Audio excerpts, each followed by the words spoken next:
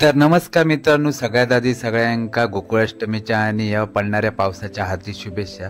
तर आज पाऊस पण खूप असा आणि आज गोकुळाष्टमी असल्या कारणानं आमच्या सड्यावरच्या आजीन आणलेल्या शेगलाची भाजी, तर शेगलाची भाजी आजीन आणल्यान ती आईन विकत घेतल्यान आणि शेगलाची भाजी आणि त्याच्याबरोबर आंबोळे हे सगळ्यांकडे ठरलेलं, त्यासाठी पूजान पीठ लावल्यान आणि नंतर त्याच्यात मीठ घातल्यान आणि मीठ घालून झाल्यानंतर त्या पूर्ण एकजीव म्हणजे पूर्ण ढवळल्यान आणि ढवळून झाल्यानंतर त्या पूर्ण 4-5 तास ठेवल्यान आणि 4-5 तास ठेवल्यानंतर त्याचे पोळी म्हणजे या भिडा म्हणतात, त्या भिड्यात पोळी काढूक घेतल्यान। पहिलीच पोळी काढूक त्याला भीती वाटत होती, कारण पहिल्यांदा त्यांनी भिड्यावर पोळी काढल्यान त्यामुळे। आणि बघता पूजान एक अशी भारी एकदम पोळी काढल्याने एकदम दिसाक पण भारी होती।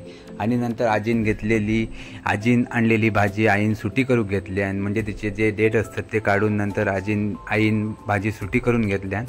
कारण आणि आई बरोबर आजीसुद्धा मत्तीक लागली आणि दोघे गप्पा मारत एकदम भारीपैकी भाजी सुटी करून घेतल्यानी।